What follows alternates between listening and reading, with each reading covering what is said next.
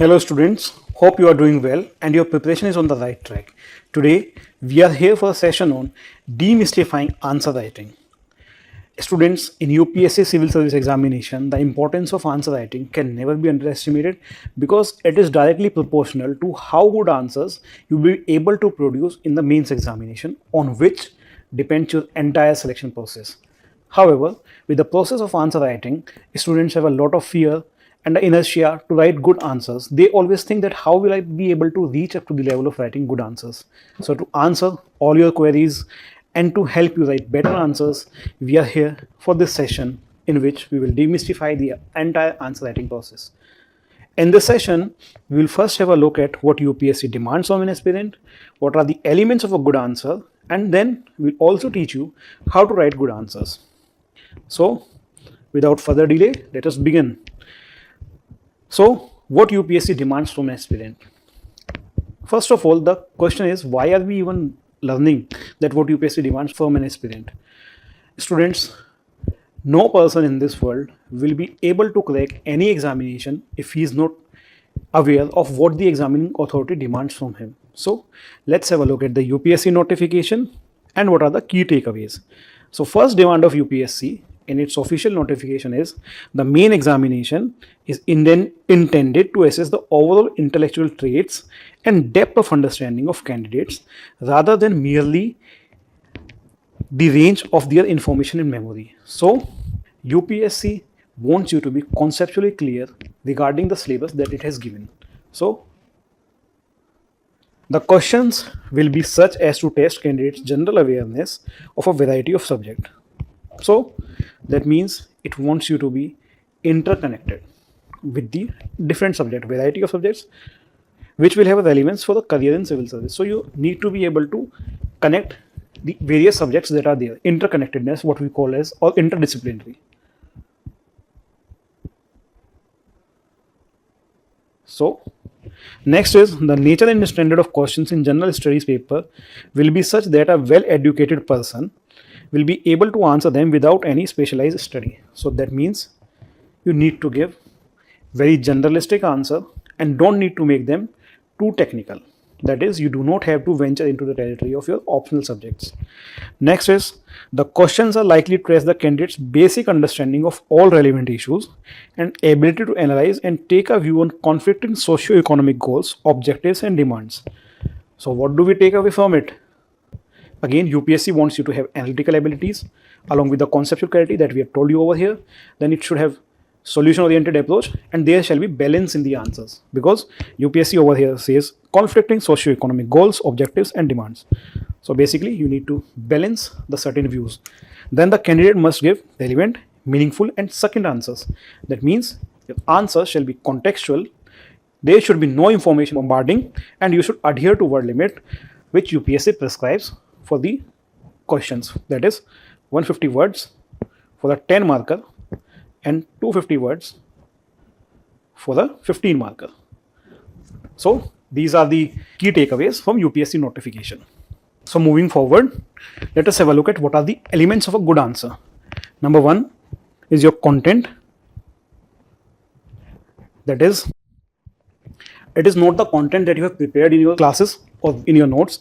The content of an answer is that what is asked. You should always write what is asked and most importantly also not write what is not asked. So how will you come to know that what is asked in the body?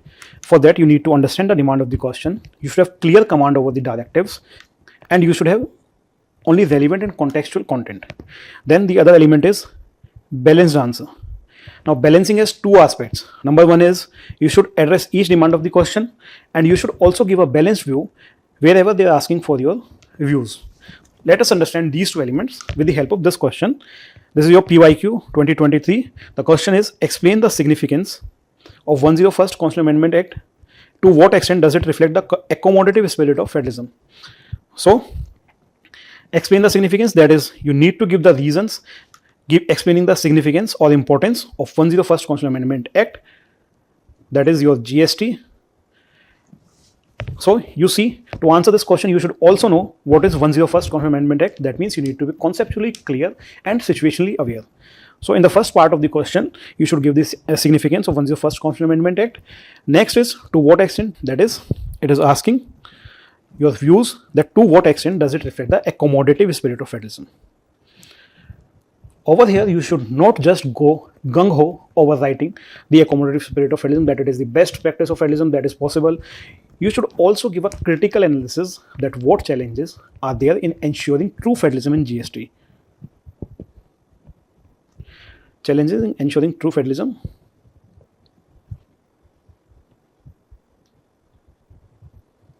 Or challenges that GST Council poses to the federal structure. So what is the major challenge? That it has one veto to the center. So you should write down 2 or 3 points on this. You should also tell how does it accommodate the spirit of federalism. So that will make your answer a very balanced answer, and likewise it will have only the relevant content. Moving forward, other important element of good answer is you should have a structure and flow. So ideal structure and flow is introduction, body, conclusion. See, I'll be honest with you over here. UPSC has nowhere told that what kind of structure you need to follow.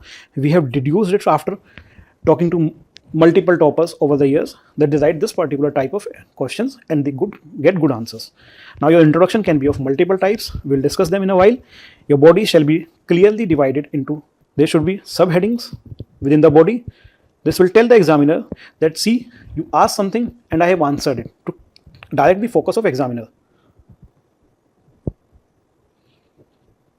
And even on the conclusion, you can write it into multiple types. We'll discuss it in a while. So now, what is the ideal format? Ideal format to write a point in body is, you should give a dimension, argument, and then substantiation. You should give a one dimension, argument, and substantiation. How will you substantiate it? This varies upon the question, varies upon the subject that are there, depends upon the question that are there.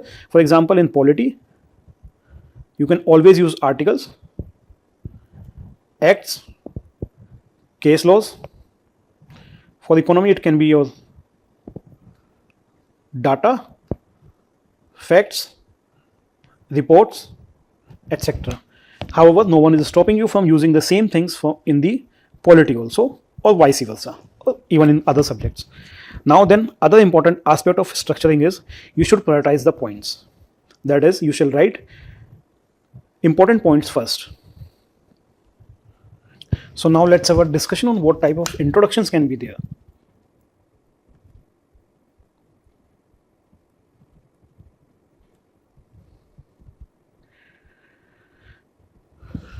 You can write always definitional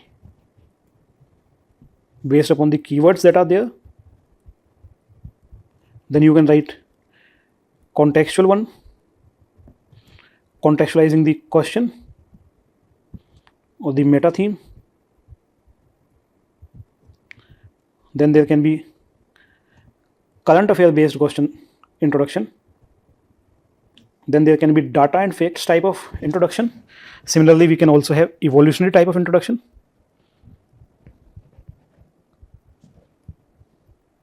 These are some of the ideal types. Again, we can also have irony based,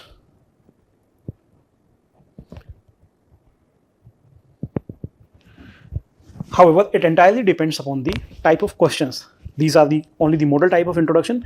What type of introduction you need to write, that will be very much visible in your question itself when you will practice enough questions, and you will be writing enough answers.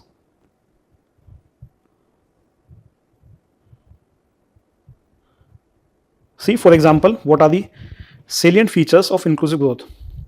So you can easily introduce your question over here with the help of a definitional one.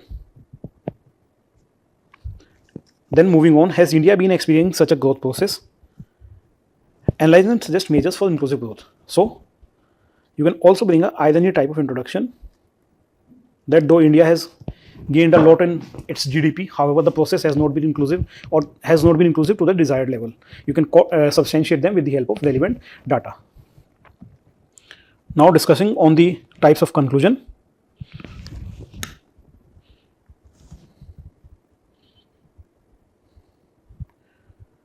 This can be majorly of two types. One is way forward and second is summarizing. And you can also link it to the meta theme. Way forward is to be written, or the best place to write way forwards are when majors have not been asked in the question. However, if majors have been asked in the question, then you need to give a conclusion. For example, analyze and suggest majors for inclusive growth. Since majors have been asked over here, so you can always give the conclusion, or you should always give the conclusion. A trick that I can tell you for writing good conclusions is not write one point in the body and use it in the conclusion. Now moving forward, the other aspect of elements of good answer is presentation of the answer. So how to use flowcharts and diagram? It is majorly to address the hidden or minor demands, or if you want to write some extra points, you see you have written 4 or 5 points and you have 3-4 points more, then you always draw a flowchart type of diagram for the remaining 4 points and then show interconnections between different types of phenomena that are there. For example, your poverty, unemployment, subpar human development,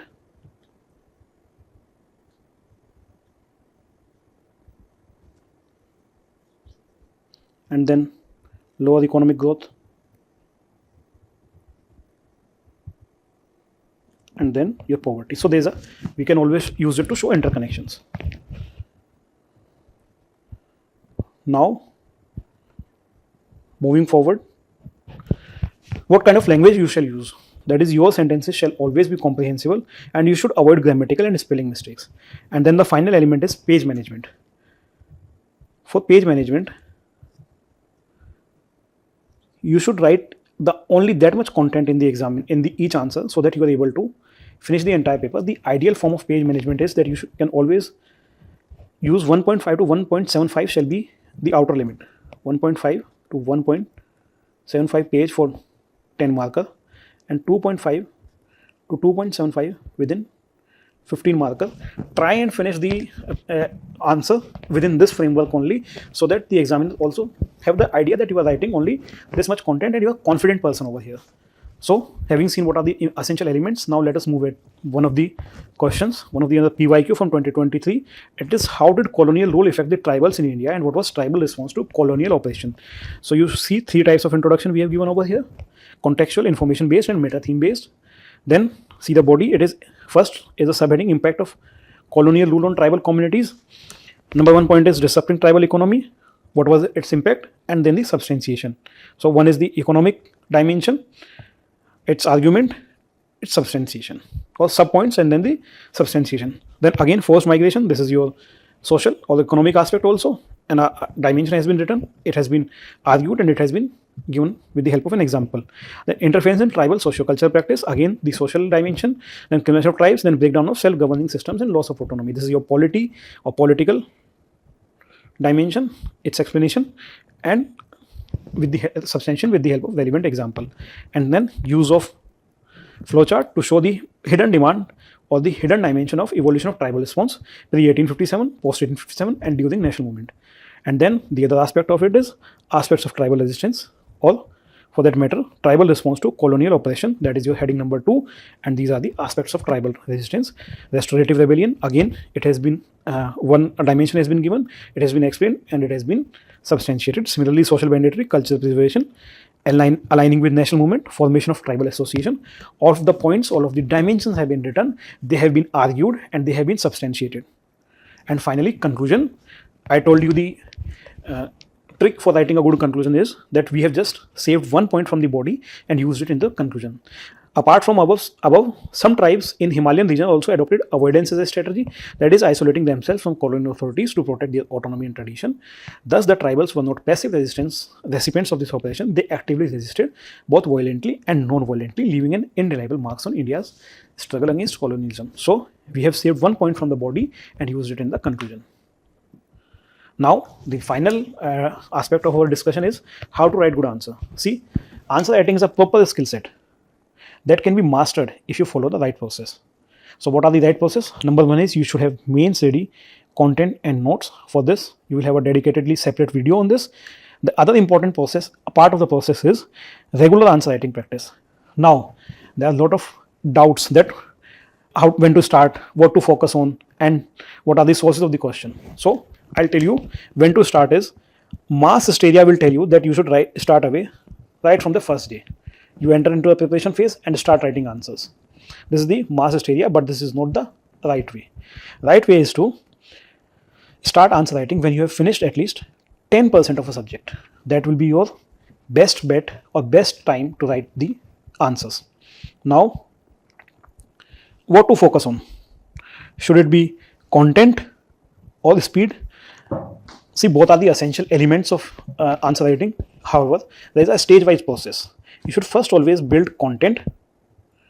You should write slow in the beginning, if that means writing slow. But you should first build content. You should first build that flow, that structure, that presentation in your answer, that balance in your answer, which we had discussed just now. That first develop these things and then focus on the speed. Because if you just focus on the speed first, then you will develop a habit of writing bad answers. So what you should first do, you should first focus on the content and then the speed. And you can always start by practicing at least 3-5 PYQs from the topics that you have prepared. Now moving on, what can be the sources of question? In this, PYQs are your best bet. This will not only help you analyze the trend, but will also set the framework within which you can prepare your mains ready note. Mains ready notes. And then is your NCERT questions. Why? Because many times UPSC questions have similar tone as the questions given in the NCERT. See, for this example, UPSC PYQ 2015, the nature of economic growth in India in recent time is often described as jobless growth. Do you agree with the view? Give arguments in favor of your answer. Now look at a question from NCERT class 11th book, Indian Economic Development. It's chapter number Employment, Growth, Informalization and Other Issues. Do you think that during 1950 to 2010, employment generated in country is commensurate with the growth of GDP in India? See, a lot of similarity in its orientation.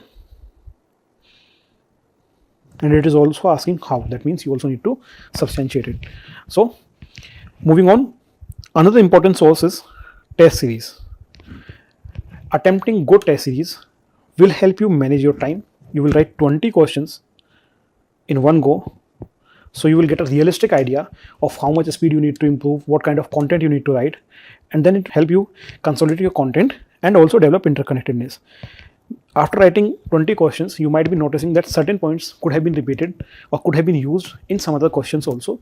So that way it will help you consolidate your content and develop interconnections.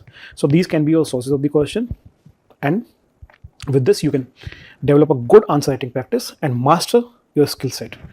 So I hope the session was useful to all of you. Thank you.